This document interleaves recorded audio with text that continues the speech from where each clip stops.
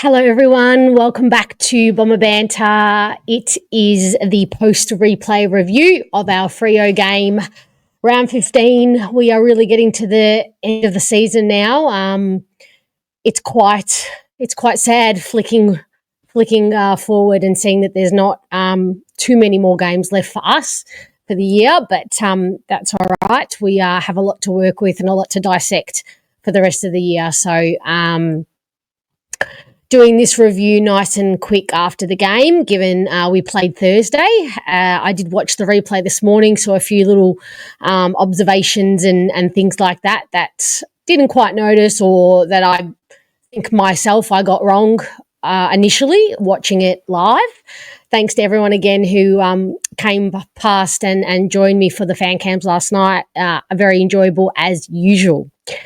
Okay, so, I mean, starting with the negative and where we went wrong, it was probably even more, if possible, an even more dominant midfield display from what we knew, which was Fremantle, Sarong and Brayshaw and Bolton as well.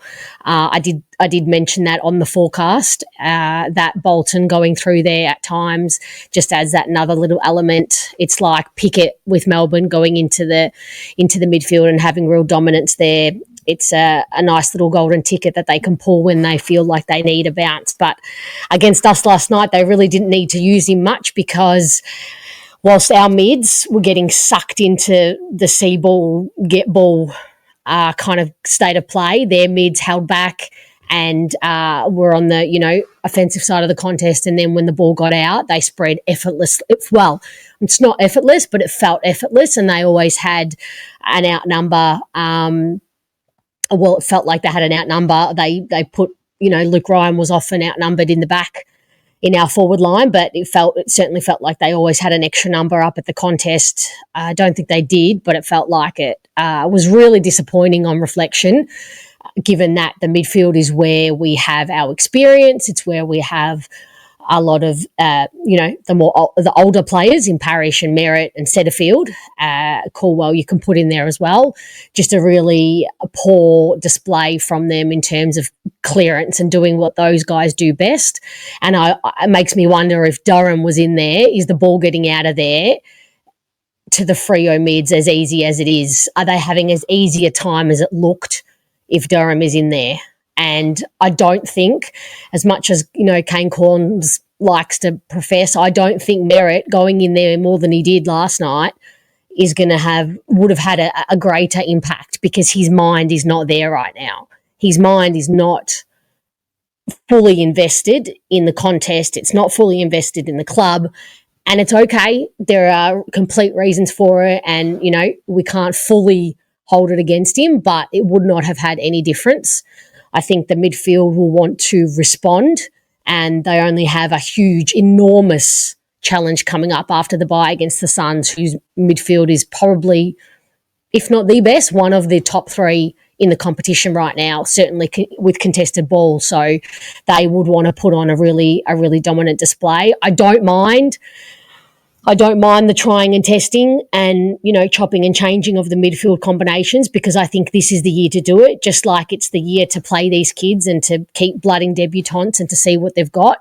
This is the year to play around with what is our best combo mixed. And, on paper, to me, Parrish, Calders, Setterfield and Merritt in there, on paper, that's a formidable, nice little mix, and maybe Martin.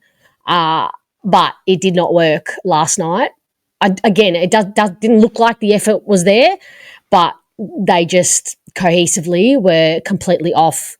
I thought we could have done a bit more planning. On reflection, it's easy to think, on replay, it's easy to think Jackson was just going to get hit out dominance no matter what. But I think we probably could have planned and put a bit more effort into reading his ball and reading his taps. I know it sounds like Brad Scott and the coaches in general in the AFL don't really rate that hit-out stat, and, it's more about the midfield and the roving craft rather than the hit-out itself. But I just think we could have done a bit more to read,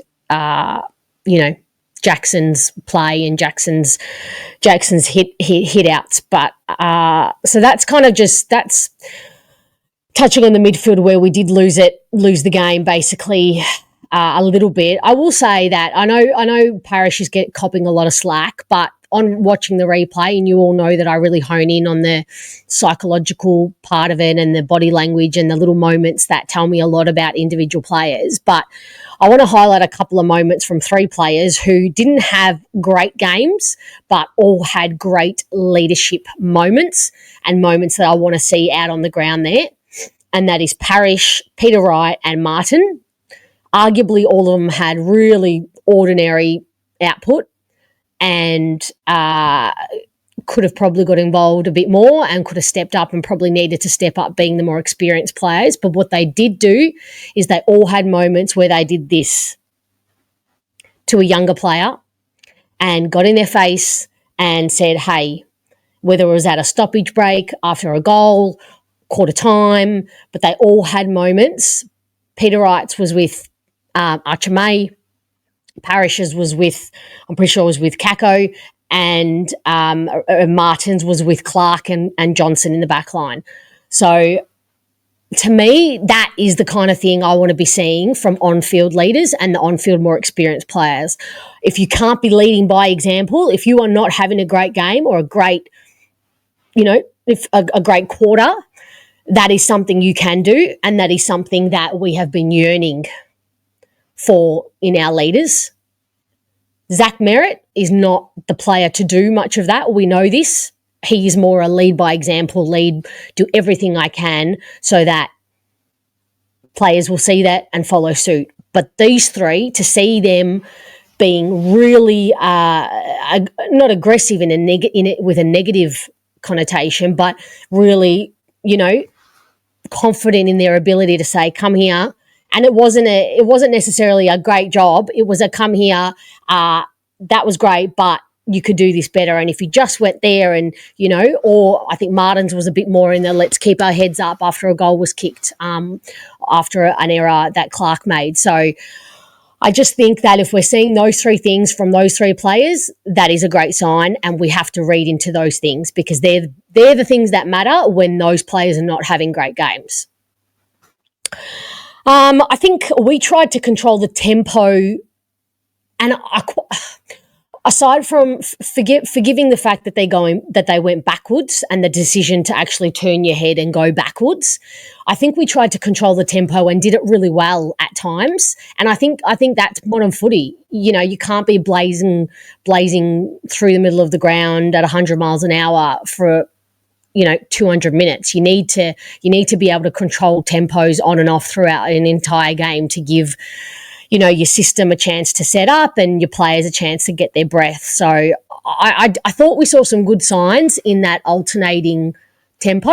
In the second quarter, it worked really, really well, especially when the Dockers were threatening to just blow the game wide open. As I said on the fan cams, I was in multiple group chats and everyone was like, oh, here we go.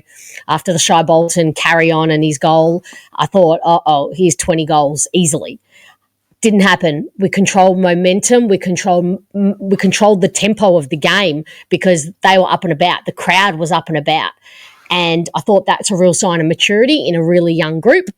And that doesn't happen by accident. That is your leaders and your Martins, your Wrights, your Parishes, your Merritt saying, just take a breath, take a relax, and just focus on the next moment, the next ball. The Dockers expected us to capitulate in that moment. You could see it because they took a little bit off. They took their pedal a little bit off. They took their foot off the pedal a little bit, and we kicked 2 straight goals before the halftime break. So good signs. Again, this is not accepting everything that happened outside of this. I'm just giving you signs that there is evidence to be hopeful about, and there are good habits coming into play. I talked about how it felt like we just got sucked up into the contest way too much. The slow play from the back line and the backwards play caused our forwards to get sucked up the ground and sucked into the contest. And I will say, though, man, I do like Kako up around the ball. Something always happens. He's getting really, really good at evading and knowing when to hold the ball and cause a ball up rather than getting caught holding the ball. He's just got that instinct in him, and I really like him around the ball. But again, getting too high up the ground, because really we need him in the forward line and we need a forward in the forward line, but Archer May, high up the ground. Personally, I don't think that's the instruction, but I'm also not in the coaching group, so that could be the instruction, to get higher up the ground and have acres of space in the forward 50 for your players like Lual to spread and then make their way down, which we saw a few times. What else have I said? I think we said it pretty much on the fan cams last night, but I mean, Freo to me didn't look overly impressive in terms of a complete premiership team. So I think we did pretty well in terms of, not making them look like premiership players and a premiership team. Obviously their class and their midfield cohesion in the end got us. I think our plans for Jordan Clark, Guelphy was on him at times, and he kind of floated to and from Guelphy, Kako, and a few times was kind of loose as well. So he was way too dominant. I think he had 26 plus disposals and used the ball beautifully, which is what he's really good at. He ignited a lot of the drive from the back line, and so our plans for him really didn't work. In saying that, I thought Guelphy's intent was pretty good. So, but our plans for him clearly didn't work. I want to talk about McGrath because he was very contentious on the fan cams last night, and he's been labelled the whipping boy, and I do subscribe to some of that. He had a really good first quarter. He really did. And you only notice that if you watch it again, but everything he did came off. The thing that he needs to work on, and when I put that as he's got to do better at in terms of working on, and they've all got shit to work on, is his awareness needs work. His awareness to know, when can I take the game on? Are the players who are standing 5 metres from me, is it a Frederick who is elusive and can evade and is quick and is going to get me if I start to get off my twinkle toes and start to run around in a circle? Or is it Patrick Voss, who's, bulky, and I can turn him inside out and I can, catapult off him and run rings around him? I think he needs better awareness to know when it's okay to do that, or when to pretend to try and dispose of the ball and create a ball up. I don't think he, in the moment, I don't think he's using his full capacity of his brain to sum up the situation, because you just see it with players like, and Caldwell does it really well. I think he sums the moment up really well and knows when he can take the game on, when he's got a split second of time that a player's just not going to get to him, or he can, slide through a tackle or evade a tackle. And I just think that's what's letting Andy McGrath down, and I think that's what's getting us frustrated, because there are times where he eludes and he evades. In the first quarter, he did it. And they had him by the leg or by the jumper, and he got loose and he slithered like a snake off, and he disposed of the ball beautifully, and it set up a great passage of play for us. But that was just luck. It's not him summing up the situation as a whole in a split second and making a conceded call. It's him just being lucky in that moment. So I think his awareness needs work, because he takes the game on when it's the wrong moment with the wrong opponents around him. So I just think that needs work. But he had a very good first quarter. So, Darren, if you're watching, I will give you that he had a great first quarter. I think he really set some of his younger teammates up later in the game. But I think his first quarter was good. And, yeah, he finished the game off with a really high disposal efficiency, but I don't think that quite tells the whole story. I want to talk about Vizentini. Congrats, Vigo, on an absolutely wonderful debut. I think it can only do you wonders, having gone up against, an incredible player like Luke Jackson. I think you more than held your end of the bargain up. I think Vigo, one thing I did say in the forecast about him is that I wasn't worried at all how he was going to cover the ground. And that's one thing that, you miss when Goldstein's playing. We all love old Gold, but one thing that he cannot do is cover the ground like a midfielder, like a modern day ruckman does and can and should. But he covered the ground beautifully. In fact, probably covered the ground just as, if not better, than Jackson, who's very experienced. He is tougher than what I gave him credit for on the replay. It wasn't just that tackle. It was a few moments. He put his body on the line in front of a bigger Jackson and really, really held his own. So he's obviously worked really hard may not look to the eye, physically strong, but he's obviously got his body and his muscles really, really healthy and strong, and it's held him up in really good stead. And I just absolutely loved what I saw from him. But he looked pretty good below his knees, which, he kind of reminded me a bit. I don't want to say it. Please don't cancel me on this. He is not Darcy, but he kind of moves a bit like him in terms of his athleticism. So I just loved that. 23 pressure acts. Again, I said on the fan cams last night, Draper would not have done that in his career. A stat genius, please feel free to tell me otherwise, but I don't feel like Draper has ever had that many pressure acts in a game, and certainly Brian hasn't either. So I'm happy to be proven on that because I cannot confirm. But 23 pressure acts in your first game up against a very experienced quality ruckman who's athletic and strong, I think that is absolutely sensational. There is so much to work with here, and thank you very much, Goldie, for your service. I feel very comfortable knowing that you're sitting there in the background, but we do not need you for the rest of the year now, all being well, because I hope Goldie was sitting there like a little proud Papa Bear, because he's done a mountain of work with Vigo. I know for a fact, outside of the ground, working with him, watching Vision and supporting him. So he would have been really, really proud of him, and to have a little hand in another career, like he's done with Tristan Sherry at North, will be, you guys know I always talk about what legacy are you leaving if you cannot be leaving a Brownlow medalist, a grand final player. What can you be outside of that? And Goldstein is certainly racking up a beautiful, beautiful long list. So very happy for Goldie as well, but there is no reason at all that Vizentini should be leaving this team now. I think having Blackiston in the team as well as a just in case, but right there also backing him up now that we have Archer May in the forward line to chop out Caddy and to help Caddy, that, using Peter Wright in the ruck is not as, it's not as draining watching, to be honest, and not as like, it doesn't kill my soul as much knowing that Archer May is now down there as an extra tall defender.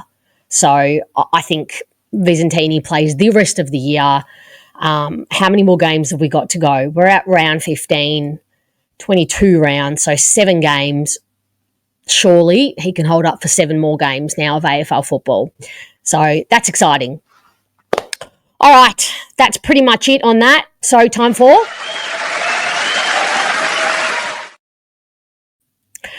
Okay, the Twix Awards. 1 Twix I am giving to Lual. And I'm going to preface this by saying he looked so confused at where to run on so many occasions, just like Clark did as well. But the second you get some more experienced players into this team who can direct him a bit better, he's going to look 10 times better. That's the negative. And that is going to come, and that is to be expected with a young group with very little leadership around you. But what he has got already and doesn't need building or working on is that offensive instinct, that footy instinct, that footy offensive nous that we all love Jake Stringer had. He sees the ball a bit differently. The way I imagine it, in his brain, when he sees the ball, something different is happening in his brain than what we are seeing. He is seeing something. The brain is sending a message to his eyes differently than what we're seeing it, because the way I don't know, it's like a full body reaction. I don't know. It's hard for me to get into words to explain it to you, but I hope you're all understanding what I mean. But he springs to life when he's in offense, and it's just, you all know I said it and I'm claiming it, that I wanted to see him higher up forward and in the forward line more, because I just think he could be dangerous around there, and he has the ability to ignite that perceived pressure in defenders. And then all of a sudden you've got two players in Kako and Lual igniting perceived pressure, and all of a sudden defenders are shitting themselves. He closes space quick through the middle of the ground. There were a few moments that I saw on the replay. He had no problem ping-ponging off players. He's that little bit quicker than Kako, no problem. And he's not afraid to run, and he's not afraid to work hard. The worst you can say of him is he looks a bit lost about where to run, when to pull back, when to, pull off an opponent and help out another teammate with another opponent. So, but those things will come. It's his second game, third game. I can't believe what I'm seeing, quite frankly. He is probably would have been the first player come the end of the year that I said to delist. I came into this season with him at the top of my delist list.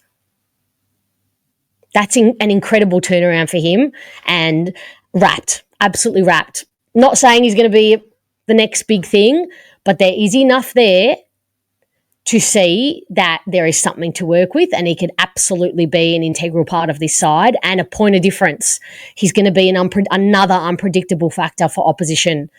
All of a sudden, you've got Kako and Caddy and Lual, who are completely unpredictable to, let's be honest, each other and to their teammates at this point. But soon enough, they're going to become predictable to the teammates, and totally unpredictable to opponents. And that is going to be very exciting to see. So 1 Twix for Lual. Well done, buddy. Roberts, I'm giving 2 Twix. If you watch the replays like I do, I like to watch the players off the ball, and his opponents, time and time again, week after week, give him no respect. They do not expect him to be such a driving factor and such a committed hard worker. They give him no respect. They pay him no respect. And at the moment, he probably is easily running off his opponents and changing angles. But I dare say that's probably going to change in time, because they're going to find out how damaging he is. And he's the one who starts it all, really. He gets creative first, and when things are going tough, he doesn't shy away from that, and I love it. And we all love his carry on, and he's being right in the middle of the biffs and standing up for his mates, so that's wonderful. And 3 Twix absolutely deservedly goes to Caddy. He had a wonderful game. I don't care what your stat sheet says. He had a completely wonderful game.